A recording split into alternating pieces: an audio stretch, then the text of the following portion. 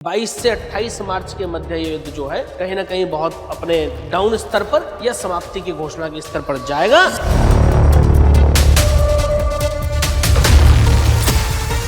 बहुत ज्यादा लंबा समय इसमें मुझे कोई नजर नहीं आता है। सोने के रेट बढ़ेंगे और मैं एक बात बोल चुका हूं, आज फिर से बोल करके जा रहा हूं, अगले कुछ ही वर्षों में आप सोने को 5 लाख के पार देखेंगे। 5 लाख? जी, ये निश्चित है। और मैं दावे के साथ ये कहता हूं कि मेरी हर प्रोडिक्शन 95% प्लस प्रोडिक्शंस मेरी एक 100% सत्यता की कसौटी पर खड़ी उतरती है और उतनी है। जो लोग कह रहे हैं ना बैंकिंग सिस्टम बंद हो जाएगा, अर्थव्यवस्था क्रैश हो जाएगी, पैसे बैंक से निकाल लो, अरे क्या करने का प्रयास कर रहे हो? देश की अर्थव्यवस्था को अस्थिर करने का प्रयास कर रहे हो। जो लोग ऐसी गणनाएं करते हैं उनसे कहता हूं स्पष्ट रूप से, अगर ये नहीं होता है तो आइए और पब्लिक के सामने बात करो अगर हिम्मत है। लेकिन नहीं है उतनी हिम्मत। उन्होंने सोचा सब चीजें फेवरेबल है, बोल दो इंडिया मैच। अरे भाई, फिर ज्योतिष किस बात के हो आप? तो ये तुक्के मारना बंद करो, ज्योतिष को पढ़ो। सर, अभी जो स्थिति चल रही है जी, देश और दुनिया में महंगाई बढ़ रही है जी, और एलपीजी और ऑयल की किल्लत आ रही है। कोई किल्लत नहीं है, आगे भी बनी रही। 2026 से 2030 के बीच में कोई विश्व युद्ध नहीं। वो ज्योतिष ये भी कह रहे हैं 14 देश आपस में लड़ रहे हैं, इससे बड़ा विश्व युद्ध क्या होगा? अरे भाई, पहले विश्व युद्ध की परिभाषा सीखिए। मैं तभी तो कहता हूँ पढ़ना लिखना बड़ा जरूरी है। मैंने कहा था कि 2026 भूकंप का साल है, मैं आज भी कह रहा हूँ 2026 में भयंकर प्रलय, भयंकर जनहानि देखने को मिलेगी। योगी जी एक दिन देश के प्रधानमंत्री बनेंगे। ईश्वर की शपथ लेता हूं कि मैं विधि द्वारा स्थापित भारत के संविधान के प्रति और उन्हीं के नेतृत्व में भारत हिंदू राष्ट्र बनेगा। अच्छा, ये डेफिनेट है।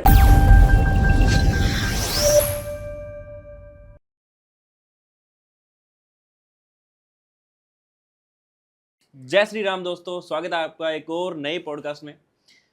आज हम करने वाले हैं एस्ट्रोलॉजी बेस्ड प्रेडिक्शन का पॉडकास्ट और हमारे जो स्पेशल गेस्ट हैं अंकित त्यागी सर। सबसे पहले स्वागत है सर आपका। बहुत आभार आपका और सभी दर्शकों को मेरा जय श्री राम। जय श्री राम सर। सर, अभी जो हालात चल रहे हैं, युद्ध की स्थिति चल रही है, एस्ट्रोलॉजी क्या कहती है उसके बारे में? देखिए, ये मैं बहुत पहले से बोलता आ रहा हूँ और कि युद्ध बहुत लंबा चलने वाला नहीं है। दुनिया कह रही है विश्व युद्ध होगा, ये होगा, ऐसी कोई परिस्थिति मुझे ज्योतिष की गणनाओं के हिसाब से कहीं से कहीं तक नजर नहीं आती है। और देखिए, सनातन तो हमेशा शांति का जो है सूत्रधार रहा है। हाँ। और सनातन की प्रवृत्ति ही शांति है। सनातन में शांति को सबसे ज्यादा महत्व दिया गया है। तो मैं तो सनातनी होने के नाते और सनातनी में भी ज्योतिष होने के नाते और ज्योतिष में भी ब्राह्मण कुल में जन्मे होने के नाते मैं तो यही चाहूंगा कि विश्व में अशांति की स्थिति न बने तो बेहतर है।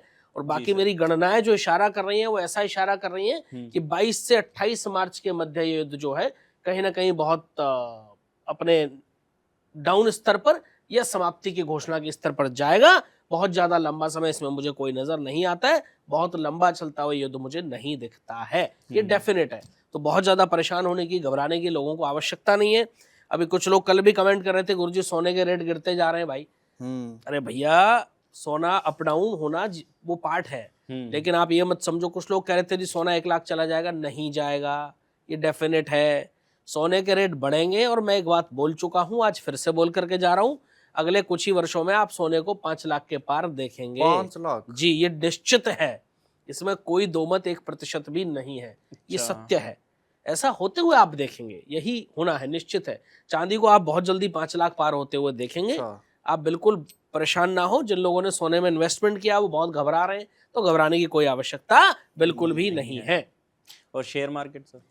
शेयर मार्केट, देखिए, मैंने एक गणना करी थी और मैंने एक भविष्यवाणी भी की थी कि 17 फरवरी की सुबह से जो है शेयर मार्केट के गिरने के आसार बनते हैं और 23 फरवरी से 26 मार्च के बीच में शेयर मार्केट क्रैश होगी। लोगों ने 17 फरवरी की सुबह कमेंट करने शुरू कर दिए, नहीं गिरी, नहीं गिरी, प्रोडक्शन झूठी हो गई। जब भी ज्योतिष में हम कोई गणनाएं करते हैं तो हम वो डेट देते हैं जहां से वो परिदृश्य हमें दिखना शुरू होता है। मुझे 17 फरवरी से वो परिदृश्य दिखना शुरू हो गया था। 23 मार्च की सुबह मार्केट क्रैश हुई, 24 को क्रैश हुई और तब से लेके आज तक लगातार मार्केट क्रैश हुई और गिरी नहीं है, क्रैश हुई है। मैं अभी भी कह रहा हूं, शेयर मार्केट बहुत वॉलेटाइल रहने वाली है इस वर्ष। गुरु जो है वो अत्याचारी हैं और जब जब गुरु राशि परिवर्तन करेंगे तब तब शेयर मार्केट में भारी उछाल और भारी डाउनफॉल देखने को मिलेगा। इसलिए बहुत संभल करके ट्रेडिंग करें। हो सके तो लॉन्ग टर्म ट्रेडिंग करें, उनके लिए खराब नहीं है, लेकिन शॉर्ट टर्म ट्रेडिंग करने वालों के लिए वर्ष अच्छा नहीं है। तो सर अगर प्रेडिक्शन की बात करें, आपकी प्रेडिक्शन काफ़ी सारी सच होती है, एक सवाल ये भी उठता है कि आपके पास ऐसी कौन सी ताकत है जो समय से पहले आपको दिख जाती है? ये ज्योतिष का कार्य होता है भाई। और ज्योतिष, देखिए मैं एक बात बड़ा स्पष्ट कर देता हूँ, किसी के पास कोई ताकत नहीं होती। ज्योतिष केवल और केवल गणनाओं का विषय है, ज्योतिष केवल और केवल रिसर्च का विषय है, ज्योतिष केवल और केवल आपकी जो कैलकुलेशंस होती हैं स्टार बेस्ड उनका विषय है। अगर कोई ये कहता है कि मेरे पास कोई शक्ति है, उससे मुझे पता चल जा रहा है, तो वो 100% फेक है। ऐसा कुछ कभी नहीं होता है। कोई कह रहा है मेरे कान में आके कोई कह देता है, कोई कहता है मुझे आशीर्वाद मिला हुआ है, मेरी वाणी हमेशा सत्य होती है, ये सब फ्रॉड बातें हैं। इसका ज्योतिष से कहीं तक कोई संबंध ना था, न है, न होगा। ये निश्चित है। ज्योतिष केवल गणनाओं का विषय है, और जब हम गणनाएं करते हैं तो एक एक गणना करने में महीनों लगता है। ऐसा नहीं है, ये कोई 2 मिनट का 4 मिनट का विषय नहीं है भाई, ठीक है। तो लंबी गणनाएं होती हैं, रिसर्च में समय लगता है, उसके बाद मैं प्रेडिक्शन देता हूं, और मैं दावे के साथ ये कहता हूं कि मेरी हर प्रेडिक्शन 95% प्लस प्रेडिक्शंस मेरी एक 100% सत्यता की कसौटी पर खरी उतरती है, और उतरी है। भविष्य की बातें तो बाद में करेंगे, जब लोगों के सामने आएगा। मैं पास्ट की बात कर रहा हूँ। आप एक भी प्रेडिक्शन मेरी उठा के देखिए, और एक प्रेडिक्शन मेरी आप गलत साबित कर दीजिए। स्टार्ट कीजिए चैंपियंस ट्रॉफी से। मैंने कहा था कि भारत एक भी मैच हारे बिना ये ट्रॉफी जीतेगा, बिल्कुल वही हुआ। अभी जो वर्ल्ड कप हुआ, दुनिया ने बहुत सारे ज्योतिषियों ने प्रेडिक्शन करी भारत वर्ल्ड कप हार जाएगा, मैं शांत था, क्योंकि मेरी गणनाएं ऐसा इशारा कर रही थी। मैं स्पष्ट कहता हूं कि मामला बहुत 50-50 लग रहा है, जीतने के चांसेस ज्यादा लग रहे हैं, लेकिन 10-20% मुझे डामाडोल लग रहा था मामला। इसलिए मैं शांत रहा, मैंने प्रेडिक्शन ही नहीं करी, क्योंकि जब तक मैं अपनी गणनाओं को लेकर के श्योर नहीं हूं, मैं प्रेडिक्शंस नहीं करता हूं। मेरे बस का हवाई बातें करना नहीं है, मेरे बस का दिखावा करना नहीं है, मेरे बस का पाखंड करना नहीं है। मैं आडंबर नहीं करता बाकी लोगों की तरह। बिल्कुल छोड़िए, बंद करिए आडंबर, ज्योतिष को पढ़ना सीखिए। और आपको नहीं आती ज्योतिष तो किसी अच्छे गुरु की शरण में जाइए और ज्योतिष सीखिए, लेकिन ये पाखंड करना बंद कीजिए, लोगों को बेवकूफ बनाना बंद कीजिए, लोगों की भावनाओं के साथ खिलवाड़ करना बंद कीजिए, और देश विरोधी बातें करना बंद कीजिए। ये जो लोग कह रहे हैं ना बैंकिंग सिस्टम बंद हो जाएगा, अर्थव्यवस्था क्रैश हो जाएगी, पैसे बैंक से निकाल लो, अरे क्या करने का प्रयास कर रहे हो आप? देश की अर्थव्यवस्था को अस्थिर करने का प्रयास कर रहे हो। क्या होगा अगर आज बैंकों पे लाइन लग जाए जाकर के और सारे लोग अपना पैसा निकालने के लिए खड़े हो जाए, तो क्या होगा? देश की इकोनॉमी का कभी सोचा है? बिल्कुल लेकिन नहीं। जिम्मेदारी कब आती है? वो पढ़ने से आती है। जिम्मेदारी कब आती है? जब आप पढ़े हो, लिखे हो, सीखे हो। केवल बातें बनाने से, हवाई बातें करने से, ड्रामे करने से, आडंबर करने से, पाखंड करने से जिम्मेदारी नहीं आती। पढ़िए, पढ़ना लिखना बहुत जरूरी है, एजुकेशन बहुत इंपॉर्टेंट फैक्टर है, तो पढ़िए पहले। और ज्योतिष को समझिए, ज्योतिष है क्या? ज्योतिष आडंबर नहीं है। आपका जो मन में आया बोल दिया, आपने किसी ने बोल दिया मुंह उठा के, अरे भाई कोई कैश वैश निकालने की जरूरत नहीं है। मैं हमेशा से कहता रहा हूं, थोड़ा बहुत कैश अपनी जेब में रखो, बाकी बिल्कुल परेशान होने की आवश्यकता नहीं। वो हमेशा सबको रखना चाहिए। बाकी बैंकों में पैसे पड़े, कोई बैंक फ्रीज नहीं हो रहे, कोई आपका पैसा सरकार नहीं खा जाएगी, ऐसा बिल्कुल कुछ नहीं होने वाला है। ये निश्चित रूप से और बहुत जिम्मेदारी के साथ मैं कहना चाह रहा हूं, जो मेरी गणनाएं इशारा कर रही हैं। और जो लोग ऐसी गणनाएं करते हैं, मैं उनसे कहता हूं स्पष्ट रूप से, अगर ये नहीं होता है तो आइए और पब्लिक के सामने माफी मांगिए, अगर हिम्मत है। लेकिन नहीं है, उतनी हिम्मत नहीं है। कौन दिखाएगा इतनी हिम्मत? बिल्कुल केवल बातें बनाने से ज्योतिष नहीं है भाई। आप मुझे बताइए ना, आपने किस बेस पे गणनाएं करी हैं, चाहे वो कोई भी हो। कहां से बताएंगे? गणनाएं की हो तब बताएंगे ना। अब 4 आपने चीजें नोट कर ली, क्या? अच्छा, आज तक कोई भी टीम 2 बार वर्ल्ड कप नहीं जीती लगातार। ज्योतिष उसमें कहीं नहीं था कि मैच हारेगा, वर्ल्ड कप हारेगा भारत। अच्छा। दूसरा, अच्छा आज तक कोई होम ग्राउंड पे वर्ल्ड कप नहीं जीता। 2 चीजें फेवरेबल। तीसरा, आज तक संडे को इंडिया कोई मैच नहीं जीती। चौथा, नरेंद्र मोदी स्टेडियम में इंडिया फाइनल नहीं जीती। उन्होंने सोचा सब चीजें फेवरेबल है, बोल दो इंडिया मैच हार जाएगी। अरे भाई, फिर ज्योतिष किस बात के हो आप? तो ये तुक्के मारना बंद करो।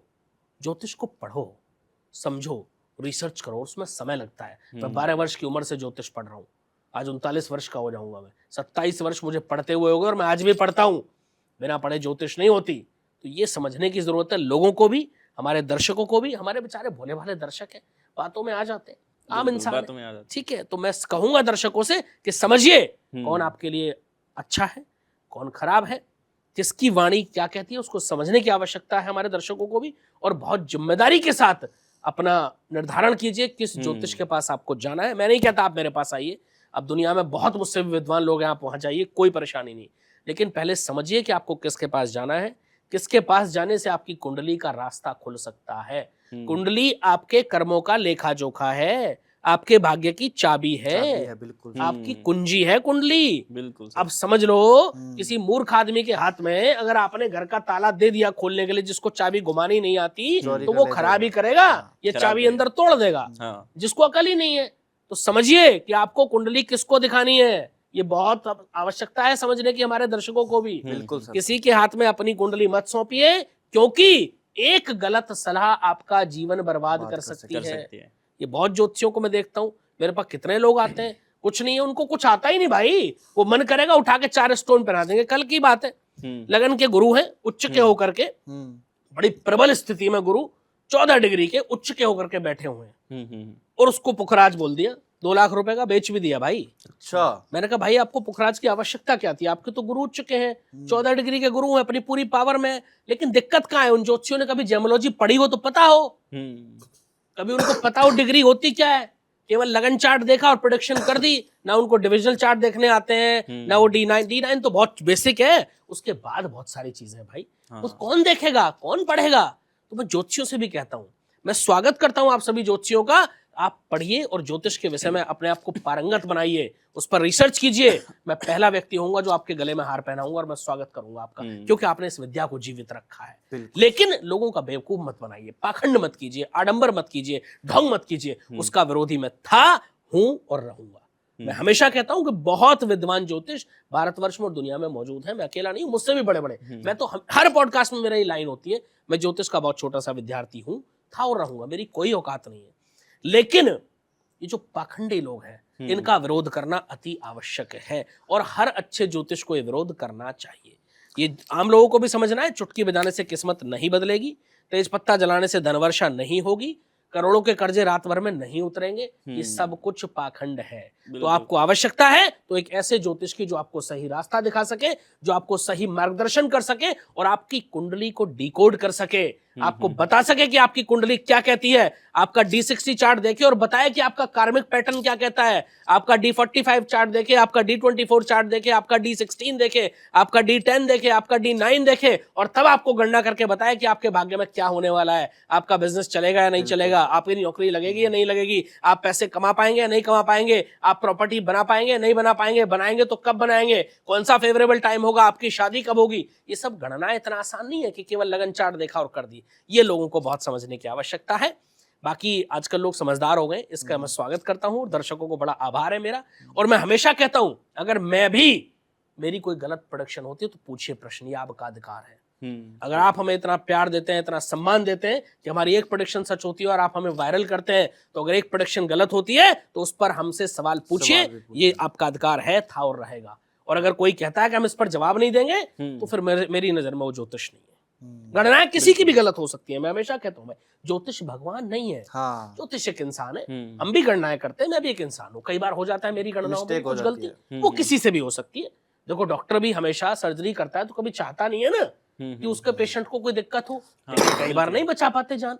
तो वैसे ही होता है, ज्योतिष भी गणनाओं का विषय है, तो ज्योतिष में भी गलती कभी ना कभी हो सकती है। तो उसके लिए हमें क्षमा मांगनी चाहिए, और हमें कहना चाहिए कि हमारी रिसर्च में गलती हुई, हम दोबारा अच्छा प्रयास करेंगे। बिल्कुल। कुछ लोगों को मैं देख रहा हूँ बड़ा घमंड है भाई, हम क्यों माफी मांगेंगे। अरे कौन मांगेगा, जब गलती आपने करी है, जब जनता आपको प्यार देती है तो आप वायरल होते हैं। जब जनता आपसे सवाल पूछती तो आप मुंह फिरा लेते हैं, मुंह छुपा लेते हैं, मुंह ढक लेते हैं। उससे काम नहीं चलेगा, जनता के सामने आना पड़ेगा और जवाब देना पड़ेगा, ये समझना है।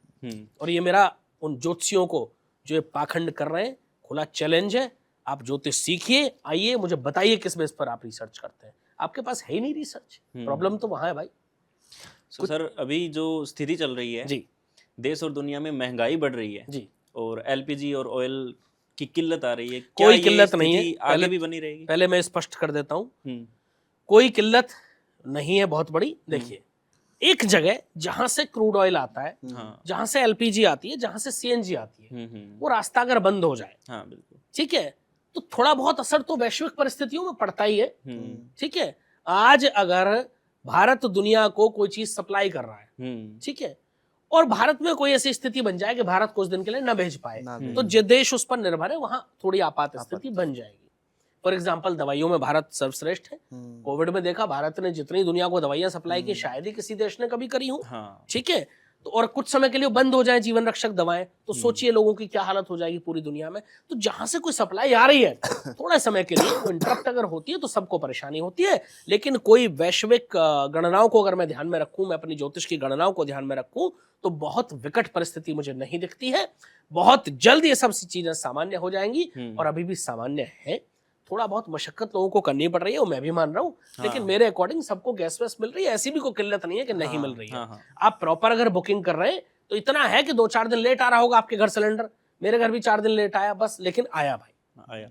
अब हमें पैनिक होने की जरूरत नहीं है, हमें स्टॉक करने की जरूरत नहीं है कि मैं घर में 6 सिलेंडर इकट्ठे कर लूं। क्या करोगे उनका भाई? आपका अगर महीने की एक की आवश्यकता है तो एक ही रखिए ना, ज्यादा ज्यादा एडवांस में दूसरा रख लीजिए। तो ये लोगों को भी समझना है। बाकी कोई वैश्विक गणनाओं को अगर मैं ध्यान में रखूं तो कोई विकट परिस्थिति मुझे नहीं नजर आती है और बहुत जल्दी ये सब चीजें सामान्य होते हुए आप देखेंगे, आप और हम दोनों देखेंगे। आज की डेट क्या है? आज शायद 21 तारीख है, 21 मार्च 2026 को हम ये पॉडकास्ट रिकॉर्ड कर रहे हैं और जो जो भविष्यवाणियां मैं कर रहा हूं आप सब लोग देखते रहिएगा। यही होना तय है, 1-2 दिन में ये पॉडकास्ट ऑन एयर हो जाएगा।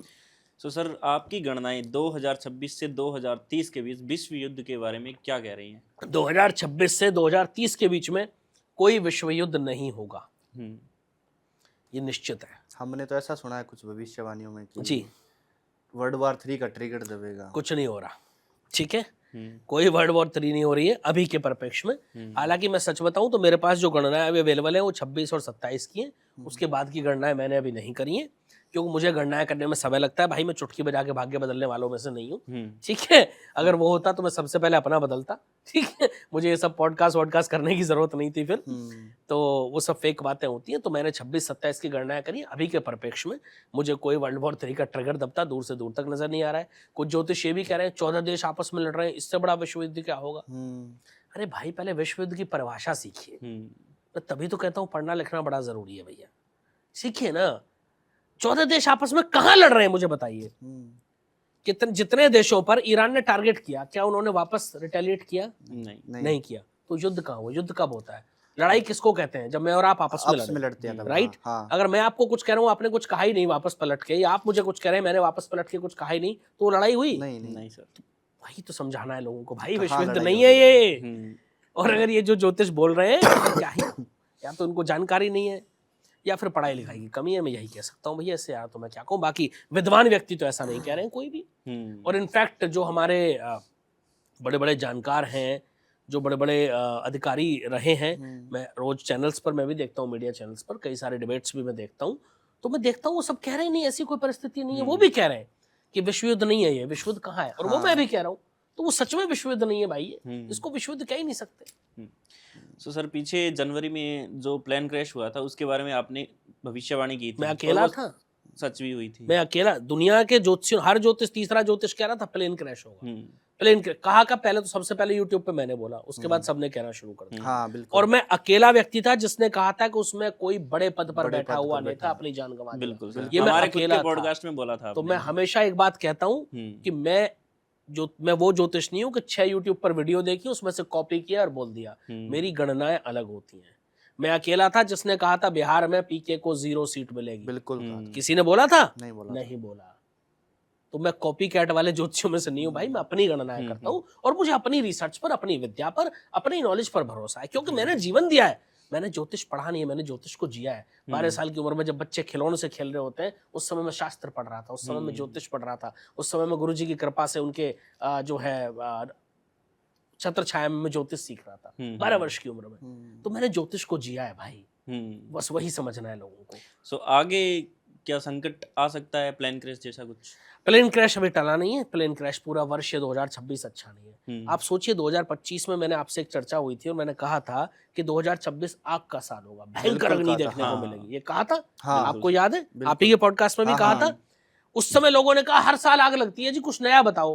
अब जो दुनिया में आग लग रही है हर साल लगती है, जो मिसाइलें कर रहे हैं। ऐसा कुछ हर साल नहीं होता। नहीं होता ना? नहीं होता। तो मेरी गणनाएं गलत नहीं, दुबई जैसे में। और मैंने ये भी कहा था कि मार्च से पहले ये हमें देखेंगे, संवत्सर 2083 शुरू होने से पहले, जो 19 मार्च को शुरू हुआ है, ये भी मैंने कहा था। तो दुनिया ने देखा। तो मेरी गणनाएं गलत नहीं होती भाई। मेरी गणनाएं सबसे अलग जरूर होती हैं क्योंकि मैं अपनी रिसर्च करता हूँ, लेकिन गलत नहीं होती। मैंने ये भी कहा था कि नीतीश कुमार मुख्यमंत्री नहीं बनेंगे, नहीं बनेंगे। लेकिन वो गलती से बन गए। तो मैंने तुरंत कहा कि ये बन गए गलती से, लेकिन अभी बहुत जल्दी खत्म हो जाएगा और दिल्ली जाएंगे। क्या हुआ? वही इस्तीफा हुआ। दे दिया। वही हुआ, दिल्ली गए। यही हुआ ना। बिल्कुल। मैंने कहा था कि 2026 भूकंप का साल है, मैं आज भी कह रहा हूँ 2026 में भयंकर प्रलय, भयंकर जनहानि देखने को मिलेगी। प्रभु करे मेरी भविष्यवाणी सत्य ना हो, मां सरस्वती ऐसा आदेश ऐसा आशीर्वाद बनाए कि भविष्यवाणी मेरी गलत हो जाए, लेकिन मुझे ऐसा होता हुआ दिख रहा है भाई। मेरी गणना स्ट्रॉन्ग इशारा करे कोई बड़ी जल प्रलय दुनिया में तबाही मचाएगी, सुनामी जैसी। ये मैं क्या करके जा रहा हूँ? कोई मंथ ऐसा प्रेडिक्ट हो मुझे रहा है दिख इसमें? रहा है। क्या? कोई मंथ प्रेडिक्ट हो रहा है इसमें? मैं मंथ की प्रोडिक्शन एग्जैक्ट नहीं करूंगा, लेकिन ये मुझे अभी मिड से लेकर के और फिर भी लास्ट के डेट्स बीच का में अंतराल 6 महीने के अंतर में मुझे दिखता है लगभग। मई जून से लेकर दिसंबर के बीच की परिस्थितियां ऐसी बन रही हैं, उसमें कई ऐसी ग्रहों की गणनाएं जो मेरी इशारा कर रही हैं कि जो 2-3 महीने के अंदर ऐसा स्ट्रॉन्ग योग मुझे नजर आ रहे हैं। तो ऐसा होता हुआ 100% नजर आएगा। प्रभु ना करे कि ये सच हो, मैं यही चाहूंगा, लेकिन ऐसी बड़ी जनहानि मुझे दिखती है जो दुखद है, जो नहीं होनी चाहिए।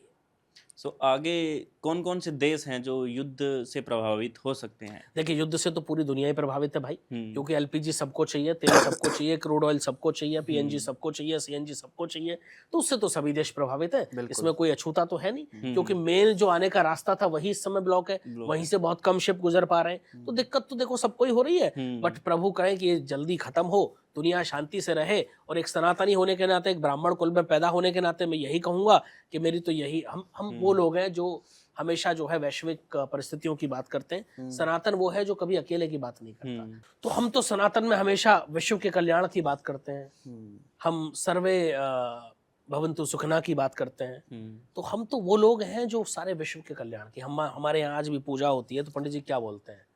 विश्व का कल्याण हो, विश्व का कल्याण। हम कभी नहीं कहते कि हमारा कल्याण हो, हमारे पड़ोसियों का कल्याण हो, हमारे रिश्तेदारों का कल्याण हो, मोहल्ले का नहीं, विश्व का कल्याण। विश्व का, ठीक है। तो ये यही सनातन का जो है खूबसूरती है। मैं तो हमेशा कहता हूँ कि सनातन से बड़ा जो है धर्म न कोई था, न है, न होगा। और सब सत्य सनातन है, सनातन ही सत्य है। इनफैक्ट सनातन के ऊपर न कुछ था, न है, न होगा। तो सर, अगर हम हमारे देश की बात करें, इंडिया की, तो इंडिया पर कौन कौन से संकट आ सकते हैं? कोई बहुत बड़ा संकट भगवान न करे कि आए, और मुझे दिखता भी नहीं है। और मैं बड़ा सौभाग्यशाली हूँ कि मैं भारतवर्ष में, मुझे ऐसी पावन भूमि में, देवभूमि में जन्म हुआ मेरा। और भारत तो हमेशा ऋषियों की भूमि रही है और परंपराओं की भूमि रही है, पूजा पाठ की, हवन की, इन सब की जो हमारी परंपराएं हैं। ऐसी परंपरा में अगर एक जीवन मिलना, सनातन धर्म के जो है अंदर आपका जीवन मिलना, ये मैं कहता हूँ पुराने अच्छे जन्मों के कर्म ही होते हैं भाई। बिल्कुल होते हैं। बिना अच्छे कर्मों के आपका सनातन में आना बड़ा मुश्किल है। ठीक है। हम्म। और सनातन में भी ब्राह्मण कुल में जन्म होना, हाँ। ये मैं कहता हूँ कि मैं अत्यंत प्रभु की अपरम कृपा है। और हालांकि मैं हमेशा कहता हूँ कि भाई सभी सर्वश्रेष्ठ हैं, सभी जो भी सनातन के मानने वाले हैं। मैं धर्म में ज़्यादा जात पात में विश्वास नहीं करने वाला व्यक्ति हूँ। तो मेरा ऐसा मानना है कि इंसानियत बहुत बड़ी चीज़ है। हाँ, लेकिन धर्म धर्म है। सनातन का मैं बहुत बड़ा एक फॉलोअर हूँ, था और हमेशा रहूंगा, और जितना मेरे से हो पाएगा मैं सनातन के लिए खड़ा रहूंगा। तो आगे क्या कोई पॉलिटिकल संकट आ सकता है या? हाँ, मोदी जी की कैबिनेट में बदलाव बहुत जल्दी आप देख लेंगे। वो डेफिनेट है कि बड़े बड़े मंत्रियों की छुट्टी होते हुए देखेंगे आप। कई बड़े चेहरे मोदी जी की कैबिनेट से गायब होंगे इस वर्ष। ये लिख लो आप, इसमें कोई डाउट नहीं है भाई, 1% भी ये होना है। ठीक है। योगी जी दोबारा चीफ मिनिस्टर नहीं बनेंगे 2029 में। प्रधानमंत्री अब सेंटर में आ जाएंगे वो। अच्छा। मैं ये नहीं कह रहा कि प्रधानमंत्री एक दिन जरूर बनेंगे, ये मैं बहुत पहले भविष्यवाणी कर चुका हूँ। योगी जी एक दिन देश के प्रधानमंत्री बनेंगे और उन्हीं के नेतृत्व में भारत हिंदू राष्ट्र बनेगा। अच्छा। ये डेफिनेट है। अच्छा। लेकिन अभी नहीं बनते, अभी थोड़ा समय लग सकता है। लेकिन अभी जो है योगी जी डेफिनेटली दिल्ली आ जाएंगे, सेंटर में आ जाएंगे, और तीसरी बार वो चीफ मिनिस्टर उत्तर प्रदेश के नहीं बनेंगे। जीत भारतीय जनता पार्टी की ही होगी उत्तर प्रदेश में, ये निश्चित है। और मोदी जी की गणना क्या कहती है, आगे भी आएंगे? देखो, मैंने तो हमेशा से कहा है, मैं तो 2013 से कह रहा हूँ, जब कोई ज्योतिष बोल ही नहीं रहा था इस विषय पे। मैं तब भी कह रहा था कि मोदी जी देश के 3 बार प्रधानमंत्री बनेंगे और तीसरा कार्यकाल पूरा नहीं करेंगे। सोचो, मैंने ये बात 2013 में बोली थी। ठीक है। जब ज्योतिषियों को गणना ही नहीं करनी आती इतनी लंबी, तो उसमें मैं क्या कर सकता हूँ भाई। अब लोग दुनिया कह रही है, कोई कह रहा है कोई नहीं करे। अरे मैं आज भी उस बात पर अड़े हूँ। मोदी जी 2013 में मैंने कहा था 3 बार प्रधानमंत्री बनेंगे, बन चुके। तीसरा कार्यकाल पूरा नहीं होगा। अब मुझे नहीं पता उसका क्या कारण रहेगा, चाहे वो 1 दिन से कम रहे या 1 महीने कम रहे या 1 साल कम रहे, वो मुझे नहीं पता। लेकिन तीसरा कार्यकाल पूरा नहीं होगा निश्चित। पूरा नहीं होगा। इसमें कोई डाउट 1% भी नहीं है, हम्म। यही सत्य है। क्या कोई देश पर आप आतंकी हमला भी देख रहे हो सर? भारतवर्ष में भी मुझे प्रभु ना करे ऐसा हो, लेकिन ऐसा मुझे लगता है कि कोई आतंकी हमला भारतवर्ष को इस वर्ष 2026 में हिला सकता है। अच्छा। आने वाले महीनों में तो मैं कहूँगा लोगों से सतर्क रहें, घबराने की कोई आवश्यकता नहीं है। हमारी इंटेलिजेंस एजेंसीज जो है बड़े अच्छे से कार्य कर रही हैं, बड़ी सतर्कता के साथ कार्य कर रही हैं, तो आगे बढ़ते रहें और बहुत संभल कर चलें, हर मोड़ पर सतर्क रहें। कहीं भी कोई संदिग्ध जो है गतिविधि दिखती है तो वहाँ की जो स्थानीय पुलिस है, जो भी प्रशासन है, उसको सूचित करें। हम सब जिम्मेदार नागरिक बने तो इन घटनाओं को टाला जा सकता है निश्चित रूप से। किसी भी बिना जान पहचान वाले किसी भी ऐसे व्यक्ति को जिसको आप जानते ना हो, उसको अपने यहाँ शरण ना दें तो बेहतर रहेगा। बस मैं यही कहूँगा, देश के लोगों से मेरी यही अपील है। भारत है तो हम सब हैं, ये समझ लीजिएगा। इसलिए हमें भारतवर्ष को उस ऊंचाइयों पर लेकर के जाना है। और वो भारतवर्ष क्या है, हम सब मिलकर के भारत है। तो भारत माता के आशीर्वाद से हम सबको आगे बढ़ना है और हमें इतनी ऊंचाइयों पर जाना है कि 2047 जो आज की हमारी सरकार कह रही है भारत विकसित राष्ट्र बनेगा, मेरी प्रभु से इच्छा है, मेरी ऐसी कामना है, मेरी ऐसी इच्छा है कि उससे पहले ही भारत विकसित राष्ट्र बने। तो ये हम सब के लिए बड़ा सौभाग्य होगा और ये हम सब के लिए बड़ा जो है एक बहुत गर्व का पल होगा। गर्व का पल होगा। तो सर आगे आने वाले समय में क्या कोई बड़े लीडर या नेता के साथ शॉकिंग घटना हो सकती है? बहुत जल्द देखेंगे। अगले कुछ महीनों में आप बहुत बड़ी शॉकिंग घटना, किसी नेता का हमें छोड़कर चले जाना या किसी की डिफेम होते हुए आप देखेंगे। डिफेम, इन दोनों में से कुछ ना कुछ योग मुझे आने वाले कुछ महीनों में दिखता है। ये डेफिनेट है, इसमें कोई दो मत नहीं है 1% भी।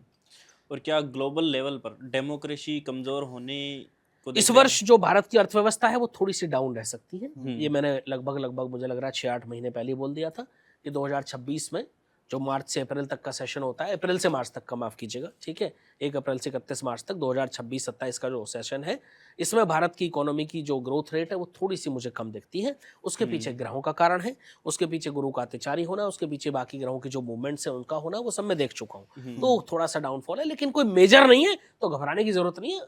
ऊपर नीचे चलता रहता है, जीवन का पार्ट है। इतना कोई लोगों को परेशान होने की बिल्कुल भी आवश्यकता नहीं है। लेकिन भारत आगे बढ़ेगा, मैन्युफैक्चरिंग में भारत झंडे गाड़ेगा। भारत बहुत बड़ा मैन्युफैक्चरिंग हब बनने वाला है। मंगल की महादशा चल रही है 2032 तक, उसके बाद राहु आने वाले हैं और राहु की महादशा में, ये मैं बार बार कह रहा हूँ, मैं 7 साल बाद की गणनाएं कर रहा हूँ आज ही, और ये मैं हर पॉडकास्ट में कह रहा हूँ, 2032 से राहु की महादशा मंगल की शुरू होगी और उस महादशा के अंदर अंदर भारत चाइना को मैन्युफैक्चरिंग में पीछे छोड़ देगा। ये डेफिनेट है, ये निश्चित है। अब करिए गणनाएं, इतनी लंबी कौन करेगा? कौन करेगा? जिसको ज्योतिष आती हो। लेकिन यहाँ तो लोग 4 वीडियो यूट्यूब पे देखते हैं, फिर उसमें से अपना मिक्स करके प्रोडक्शन कर देते हैं, तो फिर वो कहाँ इतनी लंबी गणनाएं कर पाएंगे भाई? ठीक है। और वर्ल्ड वाइड प्रेडिक्शन क्या कह रही हैं? अमेरिका की, अमेरिका टूटेगा, ये तो मैं बहुत पहले बोल चुका हूँ कि अमेरिका के कुछ स्टेट उससे अलग हो जाएंगे, अमेरिका डिवाइड होगा, ये डेफिनेट है, डिवाइड होगा, इसमें 1% भी डाउट नहीं है। ये होना है और ये आप और हम अभी ट्रंप के रहते हुए ही देखेंगे। मैं कह चुका हूँ ये कई बार, पाकिस्तान के टुकड़े होने वाले हैं 2026-27 में। अच्छा, आप पाकिस्तान को टूटता हुआ देखेंगे निश्चित रूप से। हो ही नहीं सकता कि ना हो, ऐसा असंभव है। तो ये सब होता हुआ आप बहुत जल्द देखेंगे। क्या भारत में जुड़ सकता है पाकिस्तान, जैसे आप बता रहे हैं? मैं तो हमेशा कहता हूं कि भारत की भूमि का विस्तार होता हुआ मुझे दिखता है, ऐसा मुझे नजर आता है। अब वो भारत जानबूझ करके कोई हिस्सा, देखिए कभी कभी क्या होता है कि पड़ोसी की जमीन बिक रही है, लेकिन हम इंटरेस्टेड फिर भी नहीं होते, कि हमें लगता है कि हमारे लिए खराब है, ठीक है। तो वैसे ही है कि अगर हमें लगे कि हमें पीओके को शामिल नहीं करना है तो वो एक अलग मैटर है, लेकिन जब पाकिस्तान के टुकड़े होंगे तो भारत की भूमिका उसमें बहुत अहम होगी। भारत चाह करके पीओके ना ले, वो एक अलग मैटर है, चाहे तो ले सकता है। ऐसी परिस्थितियां लोग देखेंगे बनते हुए। तो इंडिया का गोल्डन एरा जो है अभी 2026 शुरू हो चुका है, शुरू हो चुका है। भारत का जो है स्वर्णिम काल शुरू हो चुका है और ये धीरे धीरे हम देखेंगे कि भारत नित नई ऊंचाइयों को छुएगा, नित नए आयामों को छुएगा और नित नए कीर्तिमान भारत रचेगा। मैंने कहा था, मुझे नहीं याद आपके पॉडकास्ट में कहा था किसमें, मैंने 2025 में कहा था कि भारत स्पोर्ट्स में झंडे गाड़ेगा। स्पोर्ट्स में उसके बाद हमने चैंपियंस ट्रॉफी जीती, हमारी महिला टीम ने वर्ल्ड कप जीता, दुनिया में पहली टीम बनी जिसने दोबारा लगातार वर्ल्ड कप जीता T20 का। मैंने कहा था स्पोर्ट्स में झंडे गाड़ेगा, जो किसी ने नहीं कहा। आप दिखाइए एक भी ज्योतिष ने भविष्यवाणी करी हो? नहीं करी, ठीक है, क्योंकि मुझे दिख रहा था, तभी मैंने नहीं बोला कि भारत हारेगा। एक तो मैं भारतवासी हूँ, तो भारत के हारने की प्रेडिक्शन करना कहीं ना कहीं मेरे बस का बात नहीं है, क्योंकि मेरा दिल दुखता है भाई, ठीक है। और मैं भारत माता से बड़ा प्यार है, मुझे प्रेम है, असीम प्रेम है, मेरी माँ है तो, और माँ के बारे में कभी ऐसा बोलना, गलत बोल नहीं हार सकते। बोलना तो बड़ा मुश्किल होता है। लोग कैसे बोल देते हैं, मैं उनकी हिम्मत को दाद देता हूँ, सल्यूट है मेरा उनको कि वो अपने देश के बारे में भी गलत बातें कर लेते हैं। मेरी हिम्मत उतनी नहीं है भाई, मैं नहीं कर पाऊंगा। सो आगे आने वाले समय में कौन कौन सी राशियों पर संकट आ सकता है, राशियों की प्रेडिक्शन क्या कहती है? देखिए, मैं कहूंगा कि कोई विशेष संकट किसी राशि पर नहीं है, लेकिन हाँ निश्चित है कि मेष राशि का 7.5 का पहला चरण शुरू हुआ है, जून 2027 तक चलेगा। पहला और दूसरा चरण हमेशा टफ होता है, तो बहुत संभल करके चले मेष राशि वाले। मीन राशि वालों पर इस समय 7.5 का दूसरा चरण चल रहा है, और दूसरे चरण में जो सैटर्न का ट्रांजिट है वो एग्जैक्ट मून के ऊपर से हो रहा होता है, तो परिस्थिति बड़ी विकट होती है। तो बहुत मेहनत का समय है, बहुत लोगों की नौकरियां इस वर्ष जा सकती हैं, अपना संभल करके रखें। और मैं कब से कई सारे पॉडकास्ट में बात बोल चुका हूं, आज फिर से बोल रहा हूं भाई कि अपना 3, 4, 6 महीने का इमरजेंसी फंड तैयार रखें। बहुत लोगों की नौकरियां जाएंगी, कई ऐसी परिस्थितियां बनेंगी कि जहां लोगों को परिवार चलाने मुश्किल हो जाएंगे। तो ये मैं कह रहा हूं कि अपना 2, 4, 6 महीने का इमरजेंसी फंड तैयार रखें, ताकि आपके परिवार पर कोई संकट ना आने पाए, ताकि आपके जो है जो रोजमर्रा की चीजें हैं वो ना रुकने पाए। ये बस ध्यान रखना है, बाकी कोई बहुत ज्यादा परेशान होने की या घबराने की आवश्यकता बिल्कुल नहीं है। निश्चिंत रहें, निश्चिंत होकर के आगे बढ़े। मैं हमेशा कहता हूँ राम रामेति रामेति रमे रामे मनोरमे सहस्त्र नाम तैतुल्यम राम नाम वरणे। राम का नाम कलयुग में तारने वाला है। प्रभु नाम लेते रहें, प्रभु सिमरन में लगे रहें, अच्छे कार्य करें, अपनी किसी के साथ गलत चेष्टा ना रखें, अपनी नियति गलत ना रखें।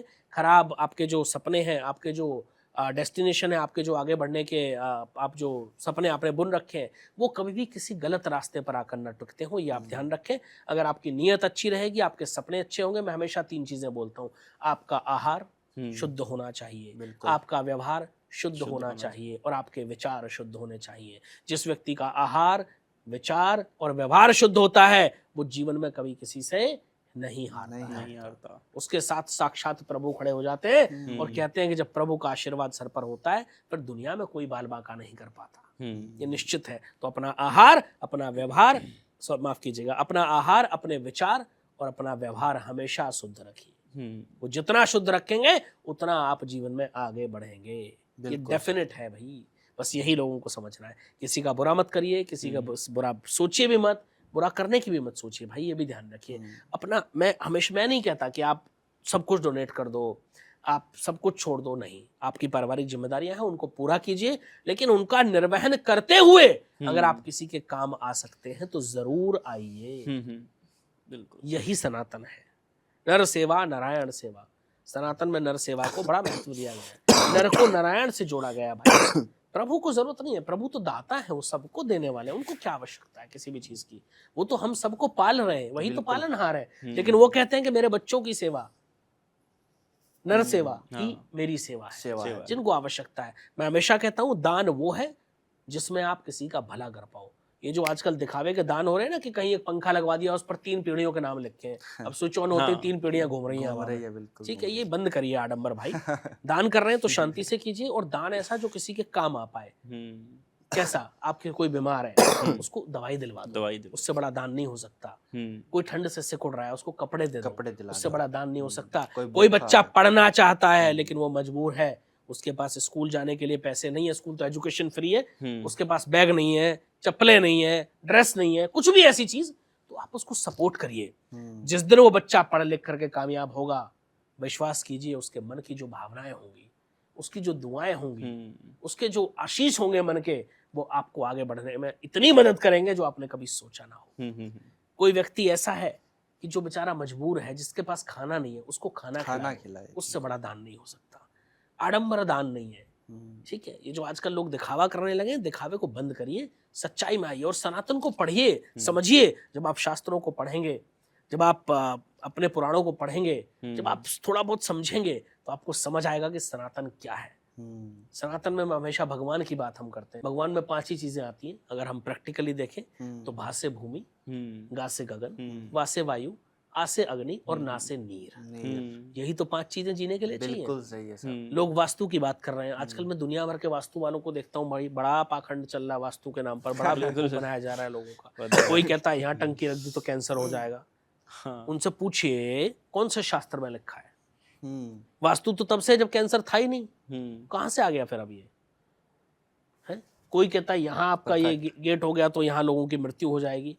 ठीक है, वास्तु को मैं भी मानता हूँ, मेरी भी वास्तु विजिट्स होती है, लेकिन वास्तु को सनातन के अनुरूप रखिए। वास्तु में सबसे बड़ा महत्व है पंच तत्वों को बैलेंस करने का। यही पंच तत्व जिनकी मैंने चर्चा करी, अगर ये किसी घर में बैलेंस है तो बात खत्म, हो गया ठीक। ठीक आपके घर में बहुत ज्यादा वास्तु दोष है, आप एक छोटा सा उपाय कर लो, पैसा खिंचा चला आएगा और वास्तु दोष खत्म हो जाएंगे। आप रोज सुबह उठें, घर की मुख्य महिला थोड़ा सा दूध ले, उसमें 2 चुटकी केसर डाल के घोल के, जो घर का ब्रह्म स्थान होता है, बीच मध्य का स्थान, उस पर छींटे मारना शुरू कर दो रोज सुबह उठ के ब्रह्म मुहूर्त में। आप देखो 40-45 दिन में आप देखेंगे कि तरक्की होनी शुरू हो जाएगी, पैसे आने के रास्ते खुलने शुरू हो जाएंगे, आपकी फाइनेंशियल ग्रोथ होनी शुरू हो जाएगी, घर के लोगों में प्यार बढ़ जाएगा, सामंजस्य बढ़ जाएगा, आपका बच्चा पढ़ना शुरू कर देगा। करना तो शुरू करो, सनातन पर वापस लौटना है, ब्रह्म स्थान को जागृत कर दोगे आप अपने को, जो बड़ा प्रबल है। मैं कब से कह रहा हूं कि अपने मेन गेट पर रोज सुबह गंगा जल के छींटे मारो भाई, करना तो शुरू करो। आपके घर में नेगेटिविटी आएगी ही नहीं, आपके बच्चे का पढ़ने में मन लगेगा, आपके पति का बिजनेस में जॉब में मन लगेगा, उनकी फाइनेंशियल ग्रोथ होगी, आपकी सेहत में सुधार आएगा। ये करो, कितना छोटा उपाय है। अब इतने छोटे छोटे उपाय भी नहीं करोगे तो फिर कैसे जीवन चलेगा भाई। बिल्कुल। बहुत ज्यादा आप कहते हो वास्तु दोष है घर में, जा नहीं रहे, बहुत सारी दिक्कतें हैं, ये एंट्री गलत है, वो एंट्री गलत है। छोड़ो, मैं छोटी सी चीज बता देता हूँ आपको। रोज रात को शाम को एक 5 मुखी आटे का दीपक बनाओ, डेली करना है ये उपाय, ठीक है। और उसको सरसों के तेल से जलाना है, 5 तरफ लंबी वाली बत्ती लगानी, घर के मेन गेट पर बाहर की साइड। और जब वो दीपक बुझ जाए तो उसको उठा के किसी पीपल के पेड़ की जड़ में रखाओ, करना शुरू कर दो। आप देखो, आप 2 महीने 3 महीने कर लेना, आपको बदलाव महसूस होगा, आप ऐसे से ऐसे होते हुए देखेंगे। ये डेफिनेट है, मतलब इतना बड़ा बदलाव आप देखेंगे। और पॉजिटिव साइड बदलाव की बात कर रहा हूं मैं, निश्चित रूप से आप देखेंगे। करना शुरू करो, छोटी छोटी चीजें हमें करनी पड़ेगी। सनातन परंपराएं हैं, सनातन जीवन जीने का सिद्धांत है। बिल्कुल। उस सिद्धांत को अगर हमने सीख लिया तो समझ लो कि हमारे जीवन में खुशियां आने से कोई रोक नहीं सकता। ये डेफिनेट है। कोई और छोटे छोटे उपाय हैं सर व्यापार के लिए, नौकरी के लिए? मैं हमेशा से कहता रहा हूं कि भाई बिजनेस में अगर दिक्कत है, नौकरी में अगर दिक्कत है, तो उसके लिए सबसे बड़ा और सबसे प्रबल उपाय जो मैं हमेशा कहता रहा हूं, उसके अलावा आज एक उपाय बहुत बड़ा मैं बता देता हूं जो मैंने अभी तक किसी पॉडकास्ट में नहीं बताया। अगर किसी का व्यापार नहीं चल रहा है, किसी की नौकरी नहीं लग रही है, दोनों के लिए जो है कुल मिला के फाइनेंशियल ग्रोथ के लिए मैं बता रहा हूँ, उसके लिए बहुत बड़ा उपाय है। वो अपने घर के मंदिर में बैठे रोज सुबह, ठीक है, और अपने दिन की शुरुआत जो करे वो 2 मंत्र बोलने से करे। पहला तो जय श्री गणेश काटो कलेश, जय श्री गणेश काटो कलेश। मंदिर में बैठ के सबसे पहले ये बोले, गणपति जी का ध्यान करें और ओम गंग गणपतये नमः, ओम गंग गणपतये नमः, ओम गंग गणपतये नमः, इस मंत्र का जाप जितना हो सके यथाशक्ति करे। और रोजाना गाय को कुछ ना कुछ खिलाना शुरू कर दे। ना कुछ मिल रहा, 1 रोटी पर जरा सा गुड़ रखो और 1 चुटकी हल्दी लगाओ और गाय को खिला दो रोज। इतना तो कर सकते हो। ये 3 उपाय करके देख लो, आप देखेंगे ये 1 से 1.5 महीने के अंदर आपके व्यवसाय में फर्क आ जाएगा, आपकी नौकरी के रास्ते खुल जाएंगे। निश्चित है, ऐसा होगा ही होगा, इसको कोई टाल नहीं सकता। एक गारंटेड उपाय है, क्योंकि ये हमें हमारी संस्कृति से जोड़ते हैं, हमारी परंपराओं से जोड़ते हैं। ये ढोंग नहीं है, ये पाखंड नहीं है कि तेज पत्ते पर 4 और 3 और 2 लिख दो, उसको आग में जला दो, प्रकृति आपकी सुनेगी। छोड़िए, बंद करिए सब बकवास, बंद करिए सब आडंबर। आपको नहीं आती ज्योतिष तो क्या जरूरत है, कुछ और कर लो भाई। और भी बहुत काम है। और भी बहुत काम है, लेकिन कम से कम लोगों के जीवन के साथ खिलवाड़ तो मत करो, लोगों को बेवकूफ तो मत बनाओ। हालांकि जनता अब जागरूक हो चुकी है, तो मैं जनता का बड़ा सम्मान करता हूँ। और देखो, मैं तो वही व्यक्ति हूँ जो हमेशा सत्य की बात करता हूँ, बिल्कुल करता था और करता रहूंगा जीवन पर्यंत। उसके लिए अगर गर्दन भी कटानी पड़े तो पीछे नहीं हटेंगे। ये मेरा सिद्धांत है, था और रहेगा जीवन पर्यंत। कुछ उपायों की अगर और बात करें सर, तो कोई घर में बहुत लंबे समय से बीमारी चल रही है और वो ठीक नहीं हो रही है, तो उससे कैसे ठीक कर सकते हैं? कौन सा उसके लिए अगर आपके घर में बीमारी है किसी भी सदस्य को, और उसके लिए महा उपाय बता के जा रहा हूँ। कोई भी घर में आदमी बीमार है, कई लोग तो कहते हैं, कल ही मेरे पास एक केस आया, कह रहे गुरुजी पिछले 3 साल से घर से दवाइयाँ नहीं जा रही, कभी कोई कभी कोई कभी कोई, कुछ ना कुछ लगा रहता है। ऐसे व्यक्तियों के लिए, या कोई ऐसा सदस्य घर में जो लंबे समय से बीमार है और ठीक नहीं हो रहा। देखिए, मैं हमेशा कहता हूँ, पहले अगर बीमार हो तो डॉक्टर के पास जाओ, ज्योतिष के पास मत जाना। ज्योतिष डॉक्टर नहीं होते। ये जो ज्योतिष आजकल कह रहे हैं ना कि घुटने का दर्द ठीक कर देंगे, ये कर देंगे, सब मूर्ख है और मूर्ख बना रहे हैं लोगों को। ठीक है, क्षमा कीजिए मेरे शब्दों के लिए, लेकिन यही सत्य है। ठीक है, तो हमें समझना है, पहले डॉक्टर के पास जाना है। अगर डॉक्टर के पास जा रहे हैं, दवाइयाँ ले रहे हैं, उसके साथ भी दवाइयाँ असर कम कर रही हैं, तो आप ज्योतिष के पास जाइए। हो सकता है आपके ग्रह नक्षत्र कुछ इशारा कर रहे हो, उसको थोड़ा बैलेंस करेंगे तो चीजें ठीक हो जाएंगी। या हो सकता है कि ज्योतिष में आपकी कुंडली में कोई आपका कार्मिक पैटर्न ऐसा हो जो आपको परेशान कर रहा हो। अब लेकिन वो ज्योतिष इतना पारंगत होना चाहिए कि वो आपके कार्मिक पैटर्न देख सके। यहाँ तो लोग ज्योतिष में फ्यूचर नहीं देख पाते, जो है कार्मिक पैटर्न्स की तो बात छोड़ दीजिए, ठीक है। तो वो अगर कोई देख सके तो निश्चित रूप से लाभ हो जाता है। जैसे भी कुछ दिन पहले मेरे पास एक केस आया, बीमारी का ही बता रहा हूँ। तो उन्होंने मुझसे कहा कि गुरुजी बहुत लंबे समय से बीमार है, इनको एंजाइटी इश्यूज रहते हैं बहुत सीवियर, ठीक है, और जो है बहुत ज़्यादा हार्ट बेचैनी, वो सब चीज़ें थी। तो डॉक्टरी ट्रीटमेंट उन्होंने जो है ले रहे थे, कंटिन्यू चल रहा था कई सालों से। उसके बाद वो मेरे पास आए, किसी ने भेजा था। तो मैंने उनको बोला आप 2 चीज़ें करना शुरू कर दो। उन्होंने कहा क्या? मैंने कहा आप हर बृहस्पतिवार 1.25 किलो चने की दाल का दान करना शुरू कर दो, और साथ में आपको आधा घंटा मून लाइट में वॉक करनी है, चंद्रमा की रोशनी में रात को रोज। केवल इतना करो, 20 दिन बाद मेरे पास आना। 20 दिन बाद आए, कह रहे दवाइयाँ आधी हो गई है, दवाइयाँ आधी हो गई। डॉक्टर भी सरप्राइज, जो दवाइयाँ 5 साल से नहीं घट रही थी अब घट गई। सोचिए, ये ज्योतिष की ताकत है। और कुछ कोई जादू नहीं किया मैंने उनका कार्मिक पैटर्न देखा कि उनको जो है थोड़ा सा बृहस्पति से संबंधित दान जरूरी है, ऐसा उनका कार्मिक पैटर्न कुंडली में शो कर रहा है। तो मैंने उनको बोल दिया, तो उन्होंने जाकर के वो करना शुरू किया, ठीक है। उसके बाद मैंने बोला कि चंद्रमा थोड़ा वीक है जिसकी वजह से एंजाइटी इश्यूज है, तो मून लाइट में घूमोगे तो उससे ज्यादा। अब मैंने उनको मोती नहीं पहनाया, मैं पत्थरों में ज्यादा यकीन नहीं करता, बहुत कम करता हूँ। मैंने भी पहना एक, कभी कभी पहन लेता हूँ, कभी उतार भी देता हूँ, मेरा शौक है, ठीक है। बाकी मैं कोई ज्यादा स्टोन में यकीन करता नहीं हूँ, बहुत कम। कोई 1000 में से 1 कुंडली ऐसी आती है जिसमें मैं स्टोन सजेस्ट करता हूँ, जिसमें एक्सट्रीम सिचुएशन हो। उन ज्योतिषियों का मैं बिल्कुल खंडन करता हूँ जो आपको जाते ही 3 स्टोन बेच देंगे, ये पहन लो, ये पहन लो। अरे भाई, स्टोन पहनने से ही किस्मत बदलती। तो ये जो बेचने वाले हैं, ये स्टोन बेच थोड़ी रहे होते। ये पूरी बॉडी पे, गले में भी, नाक में भी, कान में भी, आंख में भी पहन के घूम रहे होते ना। बिल्कुल, ये समझने की जरूरत है। हाँ, यही तो लोग नहीं समझते हैं, बस यही समझना है, ठीक है। तो आप ये करना शुरू कीजिए तो उनका चीजें ठीक होगी। तो जिनको भी, खैर उस टॉपिक पर आते हैं, हम उस रेमेडी पर आते हैं, जिनको भी बहुत लंबे समय से बीमारी चल रही है और वो ठीक नहीं होगी, उनके लिए आज एक महाउपाय मैं बता रहा हूँ। 7 तरीके का कोई भी अनाज, गेहूं, जौ, चना, चावल, ज्वार, बाजरा, अरहर, मकई, जो मन करे वो मिक्स कर लीजिए आप। कोई भी 7 तरीके का अनाज, उसको मिक्स करके हो सके तो दलिया बनवा लो, बन जाएगा आराम से, चक्की पे बन जाता है। और वो दलिया जो है, उसमें से 3 मुट्ठी दलिया रोज लेना है। सुबह अपने सर के ऊपर से 7 बार घुमाना है एंटी क्लॉकवाइज, और पक्षियों को डालना शुरू कर दो। दवाइयां खाते रहना, 3 महीने ये कर लो, 3 महीने में दवाइयां आधी हो जाएंगी अपने आप।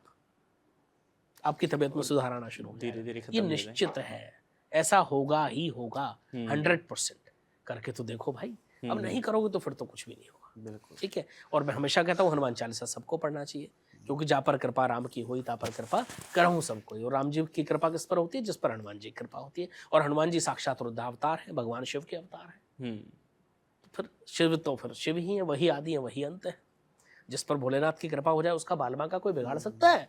उसका कोई कर सकता है बालमा का? संभव ही नहीं है। बस ये करना शुरू कीजिए और देखो आपके जीवन में बदलाव आएगा। तो सर, लगभग बातें हमने की है, लेकिन आपने जो पॉडकास्ट में बात की है, क्या आपको इस चीज़ से डर नहीं लगता कि आप दूसरों के बारे में ऐसा कुछ कहते हैं? देखिए, मैं गलत के साथ नहीं हूँ, ना था ना रहूंगा। मैं ज्योतिष का विरोधी नहीं हूँ, मैं पाखंडी ज्योतिषियों का विरोधी हूँ। आप समझिए, बिल्कुल अंतर होता है। मेडिकल साइंस गलत नहीं है, लेकिन जो झोला छाप डॉक्टर्स हैं वो गलत है। तो बस वही समझना है हमें, वही है। तो मैं ज्योतिष का विरोधी तो हुई नहीं, मैं तो ज्योतिष का समर्थक हूँ, मैं ज्योतिषी हूँ खुद। लेकिन जो ज्योतिष गलत कार्य कर रहे हैं, लोगों को बेवकूफ बना रहे हैं, मैं उनका विरोधी हूँ, और वो मैं जीवन पर्यंत रहूंगा। रही बात आपने के डर नहीं लगता, तो डरना किस बात से भाई? डरना तो है ही नहीं कभी जीवन में। प्रभु के अलावा मैं किसी से नहीं डरता, और क्यों डरूं? और सच बोल करके कभी आप डरो ना, अपने कर्मों से डरो भाई। डरना तो उन ज्योतिषियों को चाहिए जो गलत कर्म कर रहे हैं। अरे पिछले जन्मों के कर्म तो आप भर रहे हो, अब क्या कब भरोगे भाई? यातनाएं झेलनी पड़ेंगी नरक में, ध्यान रखना। नरक में भी जगह नहीं मिलेगी।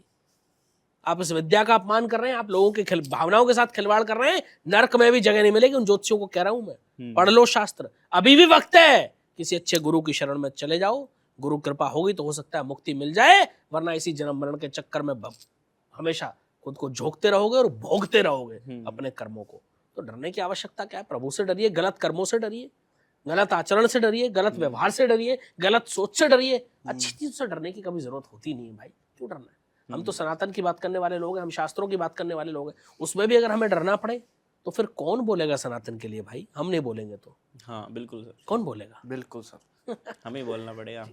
आपने पाखंडी ज्योतिष की बात की सर, तो कैसे पहचान सकते हैं पाखंडी ज्योतिष को? जो भी ज्योतिष 24 घंटे में किस्मत बदल रहा है, जो भी ज्योतिष रातों रात धनवर्षा करा रहा है, जो भी ज्योतिष 24 घंटे में करोड़ों के कर्जे उतार रहा है, जो भी ज्योतिष ये कह रहा है मेरे कान में किसी ने आके फूंक मार दी तो मैं जो बताऊंगा सच होगा, कोई ज्योतिष ये कह रहा है अब मैंने उंगली लगाई अब भविष्य की गणनाएं होंगी, वो पाखंड है, झूठ है। कोई ज्योतिष ये कह रहा है कि अब जो है मेरे सिर पे किसी ने आशीर्वाद रख दिया, अब मैं जो बोलता हूँ मेरी वाणी सत्य होती है, वो सब फ्रॉड है।